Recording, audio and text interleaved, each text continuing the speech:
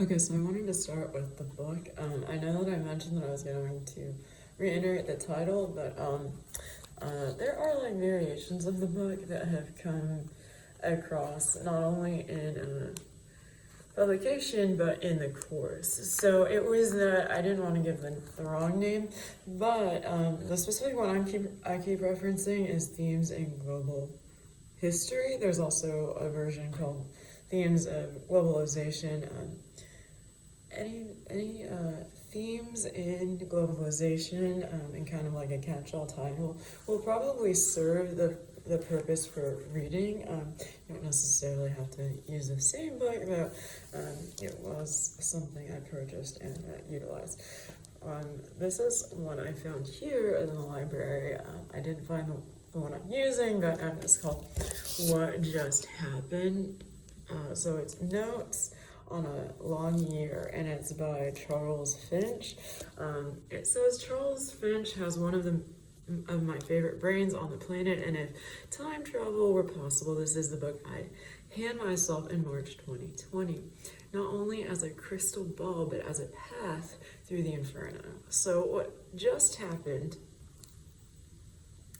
is a reckoning, a processing, a release, an extraordinary record of extraordinary times. And this review is written by Rebecca Mackay, and this author of The Great Believers was utilized on the back of this one. There's another blurb here, and it's this book is so funny and so true. Charles Finch unpacks a year of plague, fear, shamelessly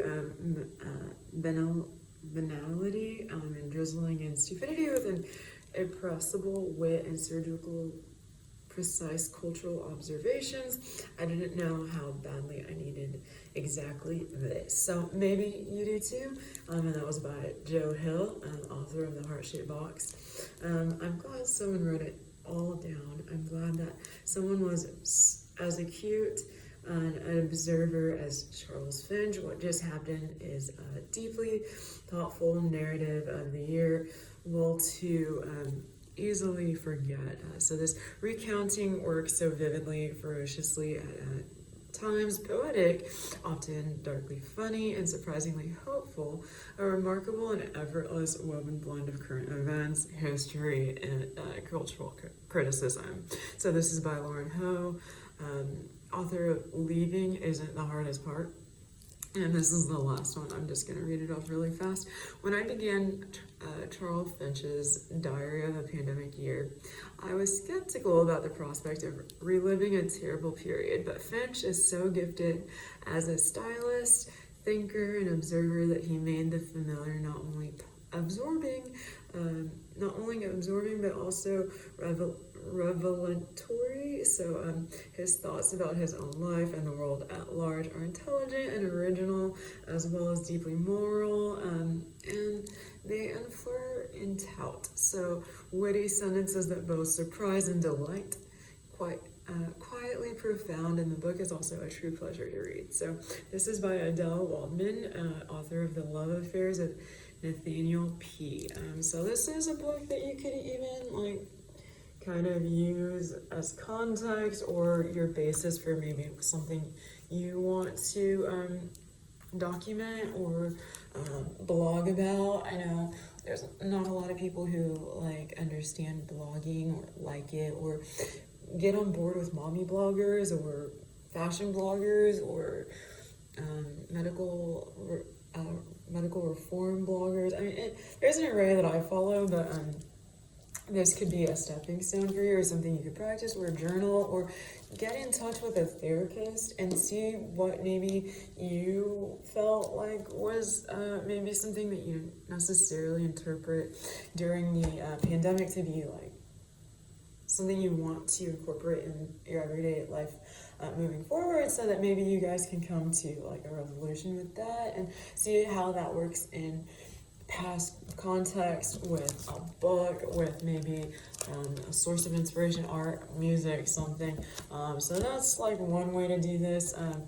I had this written out before the pandemic. It just so happens that now it's been like, what, 10 years or something like that, and there's an update I'm implementing. So I think the last historical event it's accounted for is like dated on 2011, so the year now we know is 2023. We'll be entering the 4th year of the pandemic this March, and so this is what I have. So I am going to try and also reiterate that if you do find the book I'm sure this is an easy book, this is an option. This is available here if you wanted to use it. But there are lots of options and versions of the one that I mentioned online. So it might cost you money because a lot of courses are probably using it as a reference and stuff like that. It is like accredited, but it really you could kind of do this with anything. So see if I can't find the exact spot that I was on. Okay, so I'm just gonna kind of backtrack just like one paragraph, not too much. I don't know how I did it, but I got through quite a bit of paperwork here yesterday. So let's see what I don't get done today. So basically, I'm arguing the free trade engagements or agreements. So very, very, very important. Everyone is being encouraged to participate. There is this like free trade agreement that has been like the consensus amongst merchants. So now there are lineage groups, and this renaissance starts to approach and expand with trade, which was expressed in arts also that mimic the Romans. Their practice to attack and rally members from their imperial empire to defend the interests of their nomadic tribesmen with exquisite horsemanship, decentralized competitive societies, and aim to defend the lineage groups of China.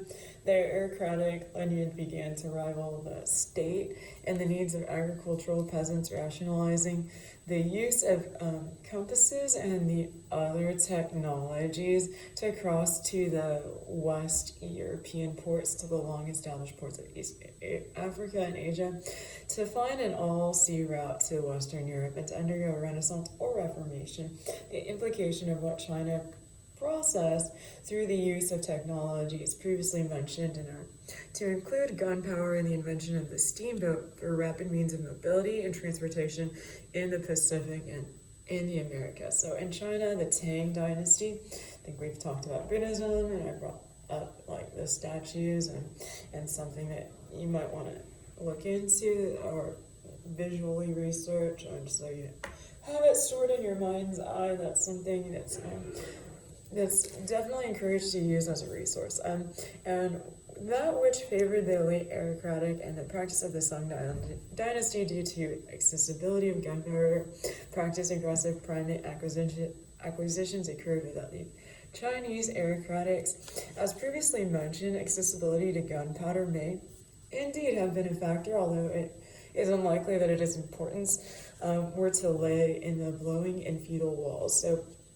Of feudal walls. So China enjoyed such internal peace that is aristocratic lineages that did not engage in castle building of the sort typical in Europe. Thus, China did not have many feudal fortifications to blow up. The only wall of significance, the Great Wall of China, designed to keep steppe nomads from invading China. So gunpowder, this damages and the influence that's factored in to monopolizing the terrible new empire powers begins to rival their nomadic enemies to the north, and soon the Song Dynasty ultimately fell to the Mughals, most formidably, which forced an imperial power to emerge from the Eurasian steppe.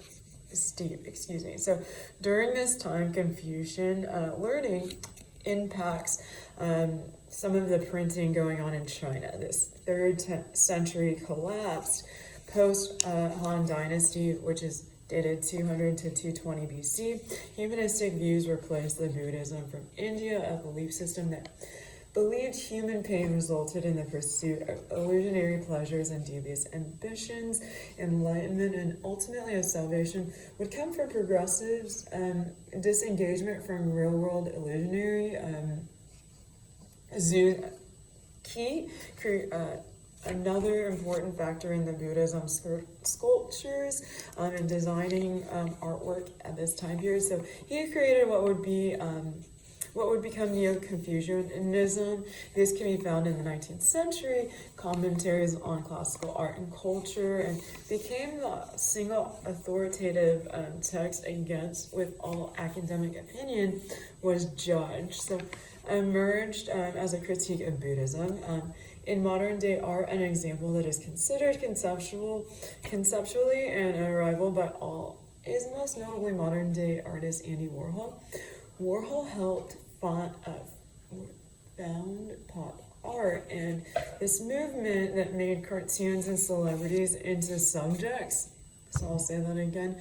Warhol helped found pop art, the movement that made cartoons and celebrities into subjects for fine arts. So that such interests may seem distant from concerns of conceptual art, yet Warhol's deadpan humor and embrace of common media forms such as the newspaper images were influential for conceptual movement.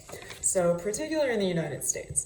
Like the conceptualists, Warhol appreciated Marcel Duchamp's pioneering view of art as a Slipper's term often applied to work as seen in approved contexts, such as galleries or museums. So Warhol's silkscreen productions are reproductions of iconic images, such as the Campbell soup can and portraits of Chairman Mao. And Marilyn Monroe effectively moved readily made images from popular culture into an art movement. So Warhol's preoccupation with fame and death. So these themes Duchamp had not treated. So they become clear with his attention to attention to the 1963 assassination of John F. Kennedy. In 1968, Warhol made an original book entirely from secondhand materials, a portfolio that paired unaltered news reports of that event with composite images of Kennedy. So, and an advertisement for the types of rifles fired by Lee Harvey Oswald, among other sources. So Warhol titled the publication Flash, the colloquial term for detailing news. I'm really working on this, I guess, but to really enunciate, but please don't be mad. So this term for detailing news, which bursts on the world with the glare of a photographer's bulb, comedic devices are used to commemorate this period of time in history, which experiences a reveal of sorts in the communistic movement of the 90s that brings about a vision of the lighthearted Russians' take on this period of history, and is further discussed through the practice and cultural movement that became known as the Red Scare. So it's easy to infer from history in the late Tang groups of merchants made use of paper certificates in place of metal coinage. The use of paper currency became known in the Tang dynasty as the flying cash by the Song dynasty. Officially, paper currency was printed by the Gauts. So merchants could deposit a large amount of metal currency with reliable person, family, or institution, such as a Buddhist temple, in one location and received a receipt redeemable for the same amount in another location with a similar reliable agent. Other texts printed on paper with carved wood blocks. So this included Buddhist texts, 18th to 19th century. So this is like a little bit of an expansion on the idea that I keep bringing up, which is papyrus, which is the initial name for paper before it was called paper, while it was transitioned from pamphlets to mass production through the use of a printing press. So this is like that transitional period in which they're using these printing blocks, wood blocks. So text printed on paper with carved wood blocks included Buddhist texts during the 18th and 19th century. So it's a fast and rapid economy that's stimulating its own personal economy, but it is that it's kind of like a slow transition. So emphasizing their dislike to appropriate religious ideas, printed books in China prompted Buddhism. European Johannes Gutenberg's the first printed text was the Christian Bible. So the very first thing printed on a printing press. So Europeans favored movable type, didn't dominate printing in China, preferred carved wood blocks. That was one of those like systemic, singular focus apprenticeships or systems of craft within like the areas in which they were doing like specialized skill sets for an individual apprentice. So these mercantile populations infected with the Black Death, merchants from urban ports maintain the importance of these artisan depictions of theatrics through the carved materials, painted landscapes, literary works of importance that include Machiavelli's The Prince, right? So Western medicine texts, which were reflected in history by the Moguls of China, whose statues of Buddha Shengyuni from Chola period our text mentions around 15th century from the Nagapattinam port city of vital importance to the mercantile exchange of Eurasia. The coastal town of southern India, carved from the granite, was seen as rare and flourished for the Second Enlightenment. Andy Warhol made celebrated depictions of icons such as Jackie Kennedy, Marilyn Monroe, Elvis Presley. He also made approximately 2,000 portraits of Chairman Mao Zedong, and then the leader of the portfolio produced in an edition of 250. So the source of these prints is a single image, which the artist differentiated through the variations in color. So already well known to politically engage with youth in America, now became broadly popular after President Richard Nixon announced in 1971 that he would meet with him in Beijing. So shortly thereafter, Warhol began his works depicting Mao, like all his photo-derived images of the 1960s and 1970s. This one plays singularly the individual Mao against iconically the fact that an icon, the fact that he is being an icon, So Warhol also balances the seriousness of international politics with light-hearted squiggles and a bright palette. Confucius learning impacts of printing on China. This 3rd century collapsed post-Han Dynasty date range being 200 to 220 BC. Humanistic reviews are replaced with Buddhism from India's belief system that believed human pain resulted in the pursuit of illusionary pleasures and dubious ambitions, enlightenment, and ultimately salvation would come from a progressive disengagement from the real world, illusionary. As Enlightenment artists begin to re-examine the social, economic, and political changes, as well as during this period in time. Their role in the world market experiences rapid economic growth, and the movement of enlightenment begins to influence new forms of work, due in part to the origins of modern science. The solutions to the pandemics that have overtaken and wiped many of the seaside ports and agricultural areas is established in the Western Europe with the use of science to explain the reality of their world, and is evident in works found in the Renaissance revival.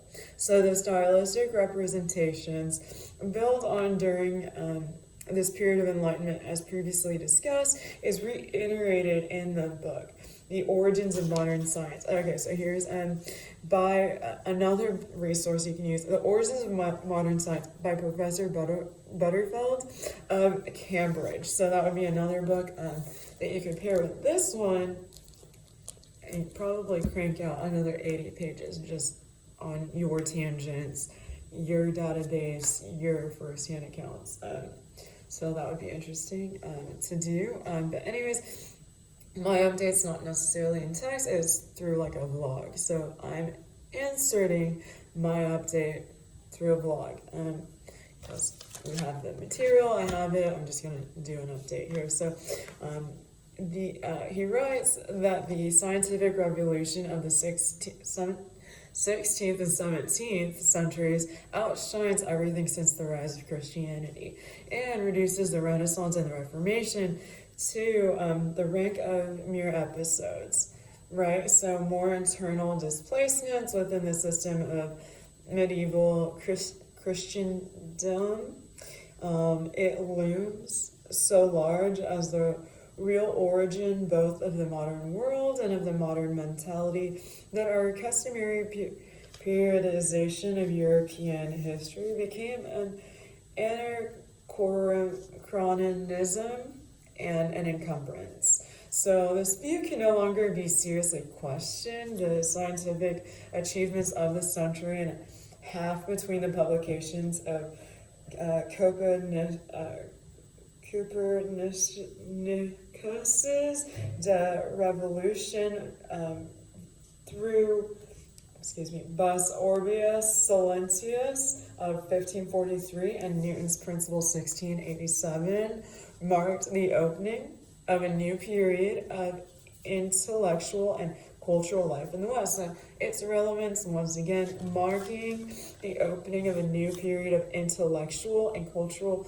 life in the West, so called the Age of Science. What chiefly distinguishes this age from its predecessors was that science, meaning by science a body of knowledge, a method, an attitude of mind, a metaphysic, to be described below. And I love how that sounds. But so it became the directive force of Western civilization, displacing theology and antique letters. So science made the world of the spirit, of Platonic ideas seem unreliable and dim by comparison with the material world.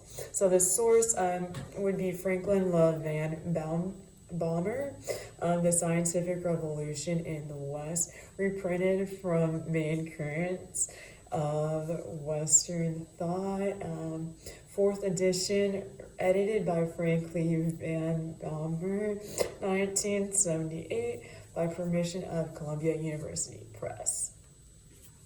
And I know that's difficult for me to enunciate correctly, but I'll have all these pages available online as soon as I get through them.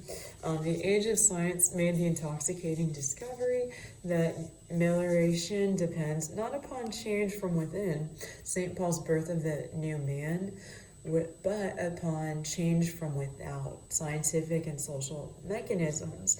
So this influenced the Enlightened movement through the practice of drama and naturalism in the 17th century. Italy and Spain, as previously discussed, Geneva, Sicily, and established powers, and they began to include Rome.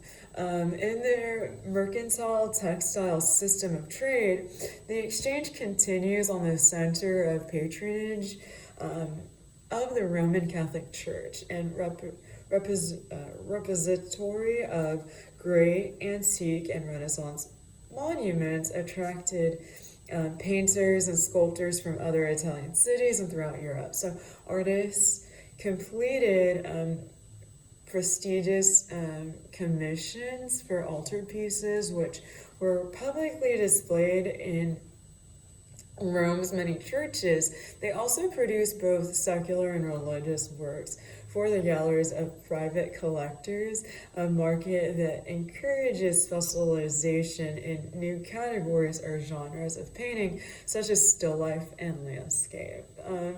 And what you know about a landscape, I mean, you're looking at a landscape right now. So if you want to pretend that this is like the line of vision for us, like my posture would be down, you would interpret it this way. You could zoom in if you're feeling inclined to. You could hang it above your bathroom.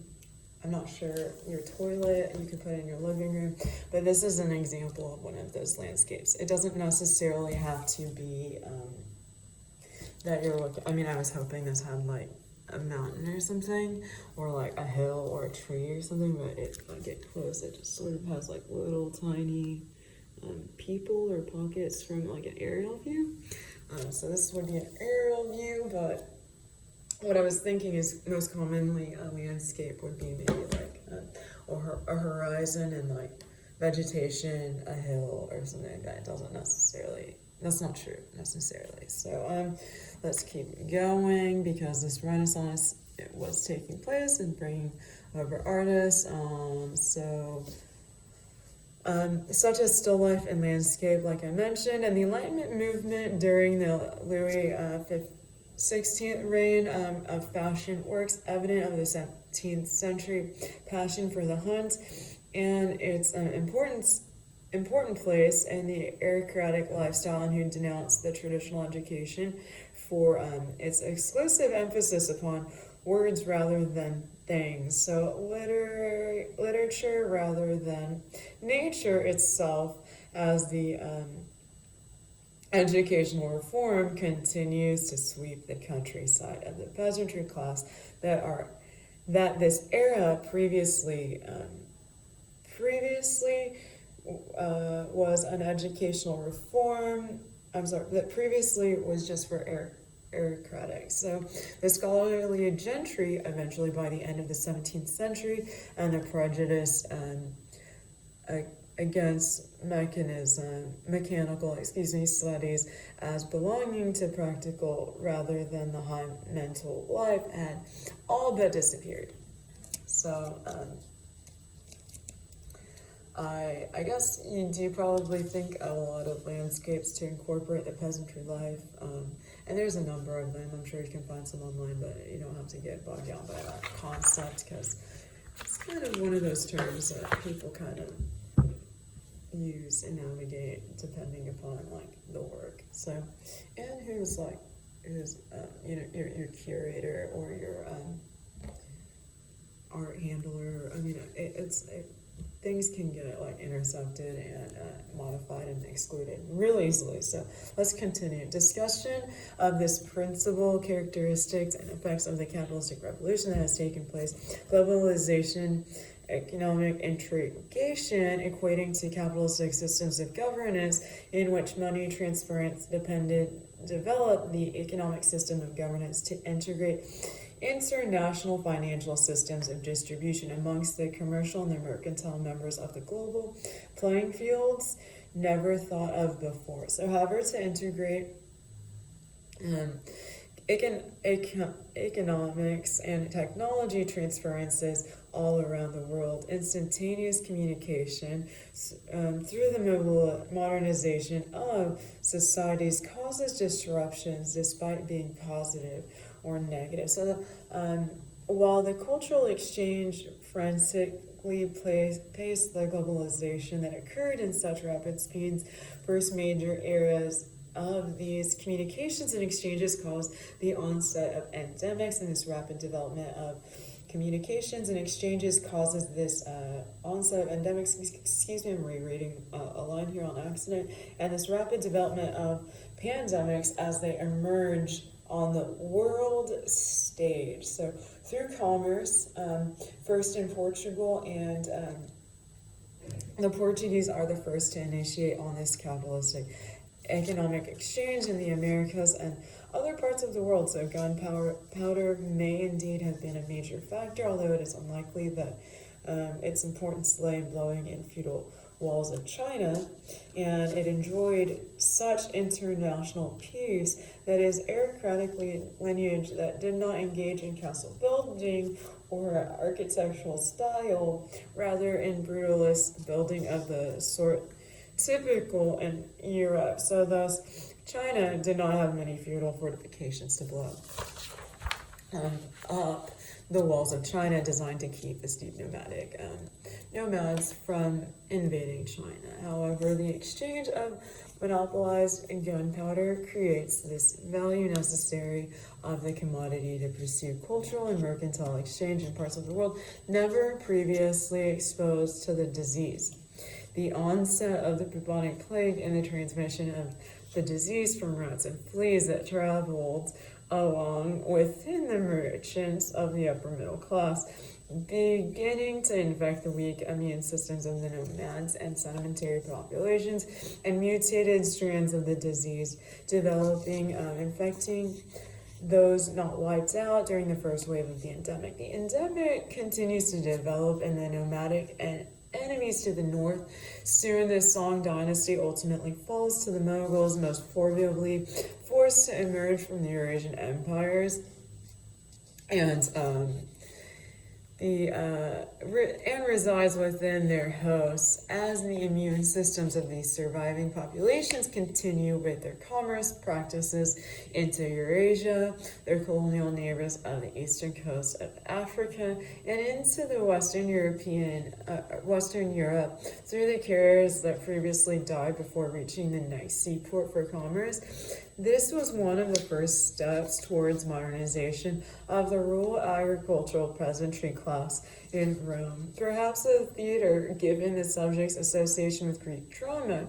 The age of science made the intoxicating discovery that amelioration depends not upon change from within, this is St. Paul's birth of the new man, but upon change from without, scientific and social mechanics. So this influenced the Enlightenment movement through the practices of drama and naturalism in the 17th century. Italy and Spain, as previously discussed, Geneva and Sicily have established power and began to include Rome in their mercantile textile system of trade. The exchange continues on the center of patronages of the patronage of the Roman Catholic Church and the repository of great antique and Renaissance monuments attracted painters and sculptors from other Italian cities and throughout Europe. So artists completely prestigious commissions for altarpieces, which were publicly displayed in Rome's many churches. So that happens, and they also produce both secular and religious works for the galleries of private collectors, a market that encourages specialization in new categories of genres. So of paintings, such as, again, still life and landscapes. The Enlightenment movement produces paintings from the Catholic southern provinces responding to the prominence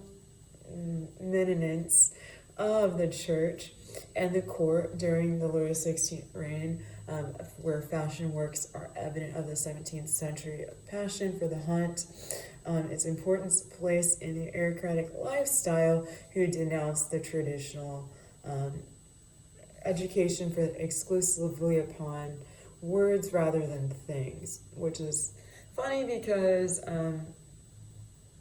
people sort of start to create this literature that rather than nature itself, so there's a thought that's being continued that words rather than things, literature rather than nature itself. As the educational reform continues to sweep the countryside of the peasantry class that era previously is aristocratic. So the scholarly gentry, eventually by the end of the 17th century, the prejudice against mechanical studies as belongings to practical rather than the high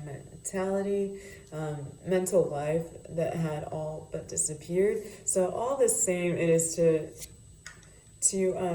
stretching the imagination too far to see a rough correspondence between the mechanical universe of the 17th century philosophers and the bourgeoisie despair for rational and predictable orders. This political revival establishes the mercantile system of governance. As previously mentioned, the tributary system was often no more than a thin cover for a trade in the foreign merchants, especially with the Muslim traders who were ubiquitous among the Central Asia caravan routes that the southern sea lanes often posed as envoys in order to engage in trade that takes over the world economic market as capitalists establish a free-for-all system. Cultural exchange within the world market that has established and centralized areas of the all-sea-port system of trade among the urban elites that begin to reintegrate trade relations with the Moguls of Eurasia in a push to open the western border for trade.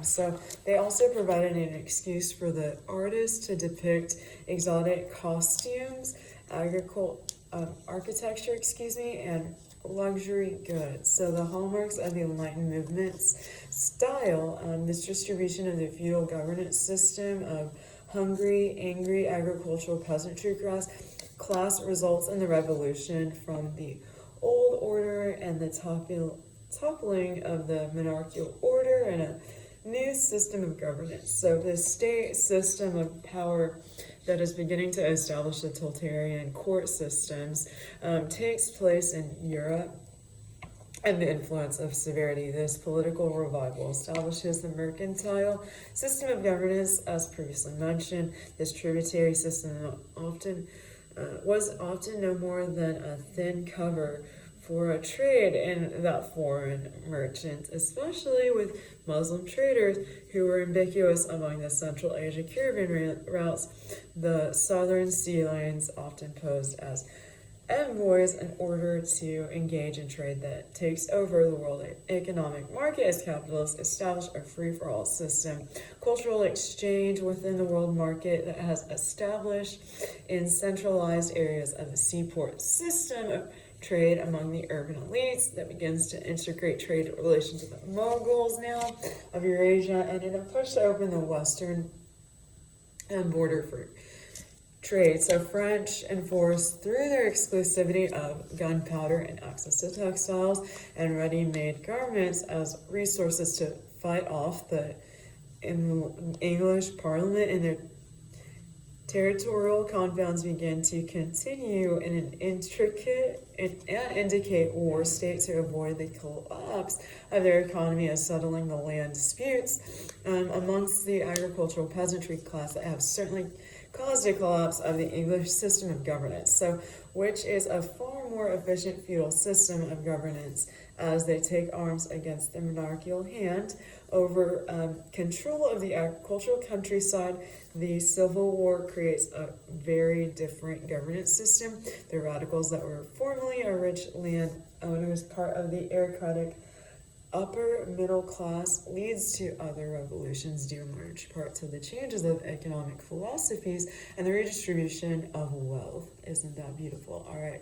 As the development of the bourgeoisie and the business class of French take arms against this free market system that has taken control of the Western European territories and into Eurasia. So the feudal obligations of the countryside lived as the subject of the dynasty, and as they begin to overthrow the dynastic rule to preserve the traditional.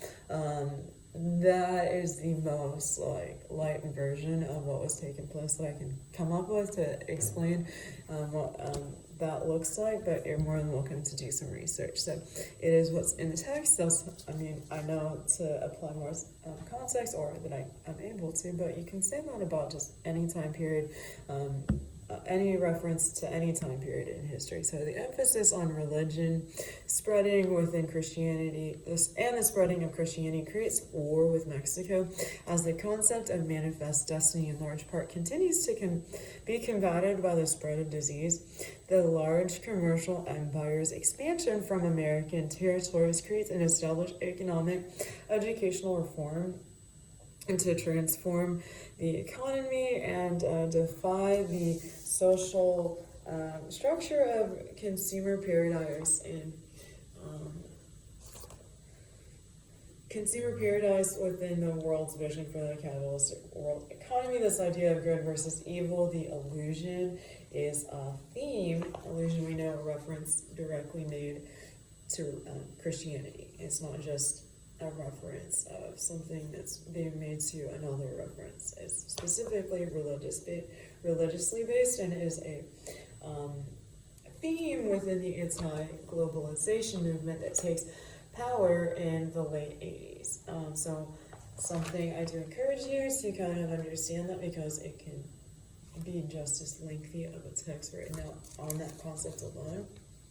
And you could try and find an illusion, whether on your Instagram, on your Facebook, in a book, in a magazine, within like marketing. So if you go to Sephora and they have like a price ad in the window or something, it sometimes could be an illusion. I would encourage you to try and find some this year and see what they have started to maybe look like, and what they've started to reference, right? So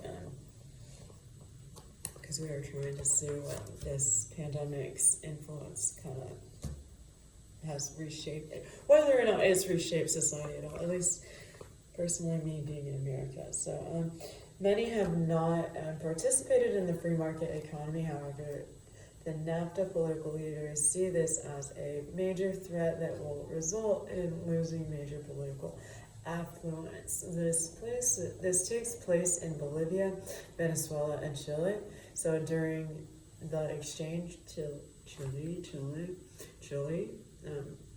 so during this exchange, the scare of a third wave of the pandemic disease emerges and is concentrated within the confines of the free trade areas of textile world markets that are being controlled by corporate investments, and create a system of educational reform with an initiative to feed the poor and establish social security for the most vulnerable and susceptible populations in the world. So during this time in Mexico, Chiapas, the free market of the 1990s, they were now able to buy those private lands to allow foreign investors into their economies. And this is to expand exports of natural resources, and that were not able to reproduce their exports of agricultural productions.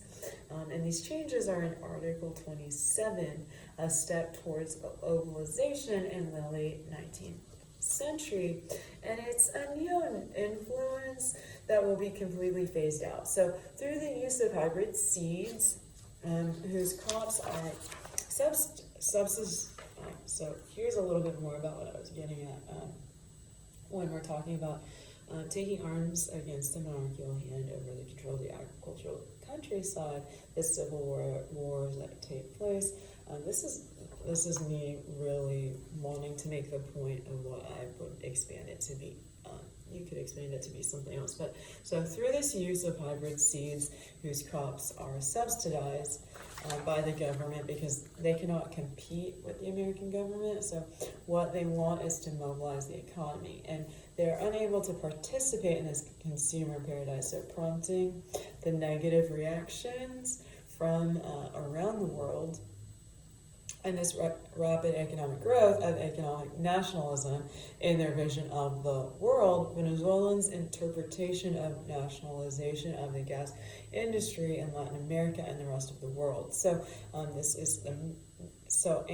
the meaning of these goods through the nationalization, through motorization of the federal and world political system of police brutality, if that makes sense. Free trade agreement of the Americas, so economic integration of the consumerism, and allowing the rapid growth of the world economy, and 4.2 billion living in poverty. It has become disruptive in the global economic system because they've developed countries review those who own the most and lust in these and participate in these consumer economies due to the fact that you have the ability to create a new identity within the social and cultural group that you're established as they remain anti-globalization groups, if that makes sense, right? So that's like how that happens. It's not just like I'm saying these lines. I'm really hoping that you make it like a memory in your brain and process it, and then we can add more detailed context to it. That being some of the context I'd add. So the political revival establishes the mercantile system of governance. As I previously mentioned, the tributary system has often no more than a thin cover for a trade in the foreign merchants, especially with the Muslim traders who were ubiquitous among the Central Asia caravan routes, that the southern sea lanes often pose as envoys in order to engage in trade that takes over the world economic market as capitalists establish a free-for-all system cultural exchange within the world market that is established in centralized areas of all seaport systems of trade among the urban elites that begin to reintegrate these trade relations with the moguls of Eurasia. So in a push to open the western border for trade. French enforced through their exclusivity of gunpowder and the access to textiles and ready-made garments as resources to fight off the enlightened parliament in their territorial confines. Being to continue and indicate war state to avoid the collapse of their economy, as settling the land disputes amongst the agricultural peasantry class. Once again, this is like that foundation we're laying, so that we can remember it. This would certainly cause a collapse of the English system of governance.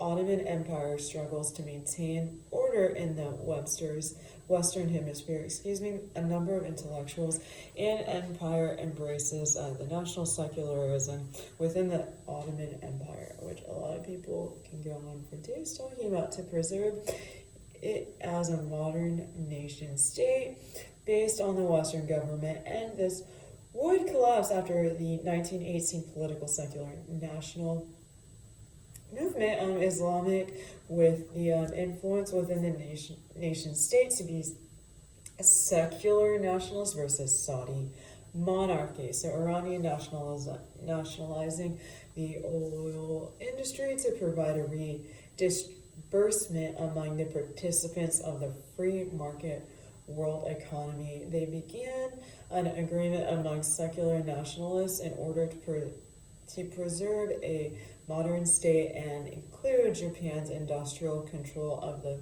playing fields, so the crisis industry owned by the British began to experience conflicts from the cultural exchange in the world stage through language barriers. This global superpower, the United States, participates in place of the Chinese on the world stage, strategically employing an alliance, again undermining military forces that have harsh relations based in large part to the contradictory theologies now densely populating the Mediterranean ports of Lebanon, Egypt, English territories. They begin to establish an educational reform and westernization or westernized approach to medicine, the exhausted authoritarian system of governance from the French continue to take inventory. A clash of cultures established relations with the Sudan and Sunni, and they turned the oil industries over the push for Western modernization on a large scale with investments in the arts, with cultural developments, while these agricultural field suffers, which is what we kind of just talked about in regards to a consumer paradise, growing unrest. So in part for Iran, because of the modernization, while the cleansing of the poor continues, the displacement and the development of textiles in Iran and threats these older traditional marketplaces of the Pakari. Hopefully I'm saying that right. The cultural influence of closing markets and medical conflicts Similar to open political systems, conservative views of the modernization consumer culture and the modernization of the Middle East, the workforce of women to be created despite the traditional nuclear family, and the preservation of stay-at-home characterization of a radical system of organization amongst the caste system of modern-day Iran. So during this period of consumer paradise, industrialization of a modern economy creates economic disparities and conflicts on the world market, which are now on a rise. So these points were made in modern-day galleries as political protests for women's equal rights in today's American society, which was fundamentally comprised by the Sultan,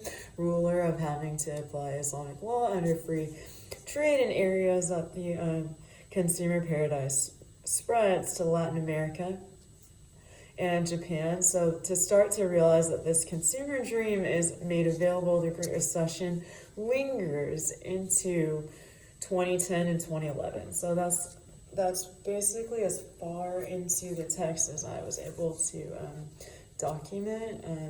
That was as far into timeline of date ranges that I could get. I think the earliest reference is going to be like 290 BC, and so the most recent would be the 2011 date that I just said. So the definition of family through the purchase of new identity, with rapid economic growth being comprised and undermining the capitalistic mentality of the world stage, these American companies outsourcing labor in the conflict as they continued to participate in the free market economy. In Europe, the realities are repression, which is negative,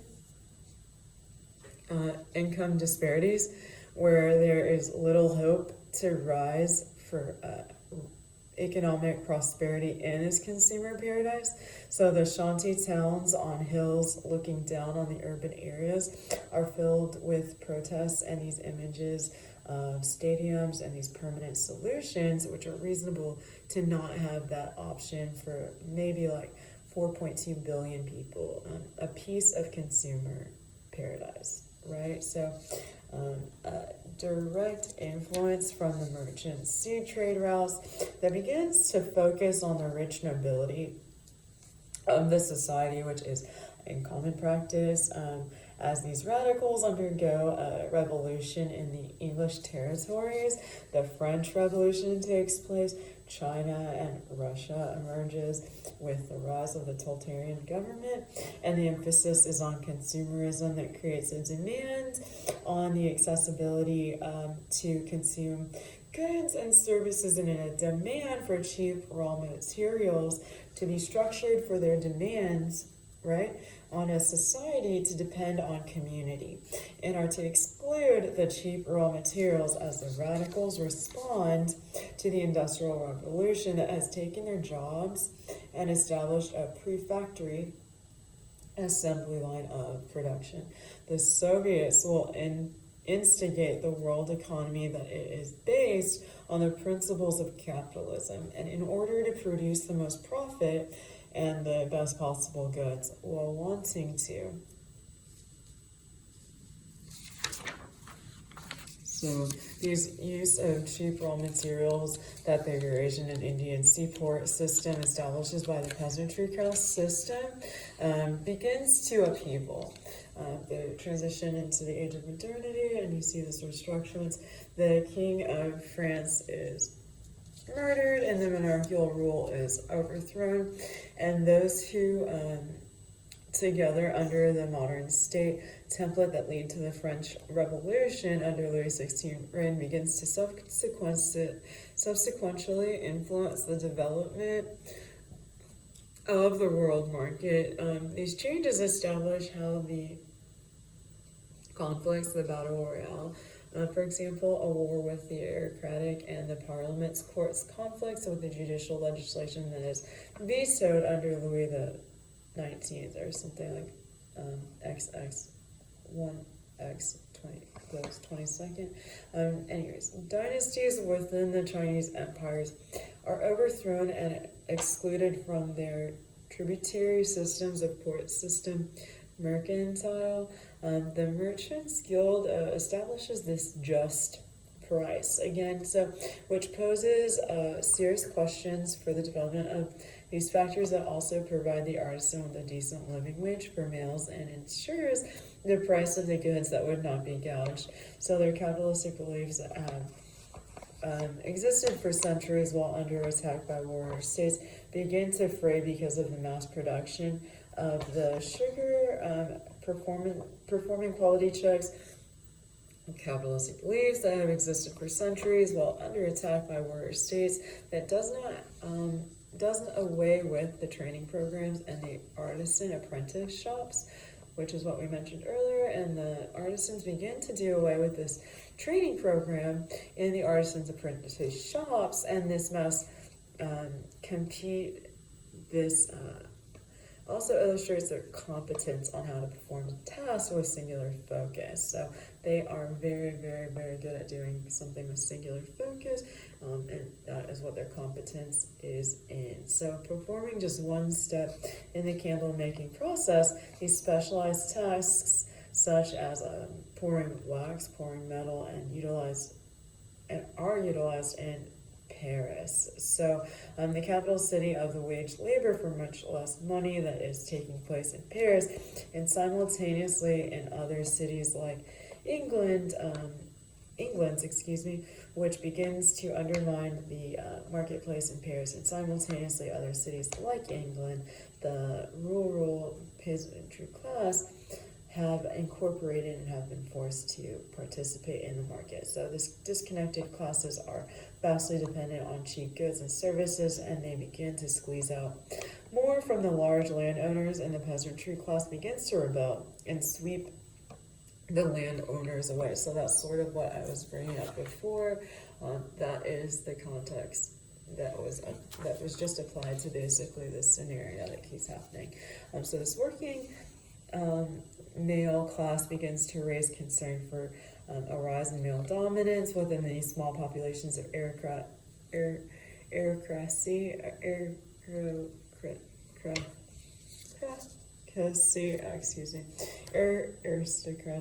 oh my god. Anyways, aristocratic in its destruction of the upper middle class, I'll just say that, which are now in a large part unhappy because the state is in particular as they continue in their attempt to centralize the power of the state. And this working class is also concerned with the disintegration of the guild system and the rising cost of food prices. So the market costs the peasantry beings to see their traditional lifestyles being compromised by increasing the pressure to fail.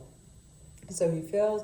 Louis XVI fails to create a content class under centralized rule, efficient tax systems that are not only effective, that are affecting, the working male by the socially vulnerable, as previously discussed. The sufficient tax system is created as a result for attempting to reestablish the nuclear family. Jobs, male dominance within the European clutch reinforced women in every aspect of the culture to be allowed to become landowners. So we're seeing that liberal capitalistic element, land owning and monopolizing the raw outskirts in every aspect of the nation-state governance system, development of educational reforms, political systems of nobility. It is not an option for many, but not at all for women, and lastly, capitalism takes over, so everyone is left to fend for themselves in order to outlive the pandemics, which they are unable to avail. So all of these different types of revolutions, trading empires, wage labor helps to establish the world in which they are soon to be put to the test of strategy with World War II, the Great Depression's emergence in less than a decade of these political power struggles of Indian, European submission to the English and Russian and Japanese feudal systems, aiding in women's opportunity for some sort of political order with the global trading market.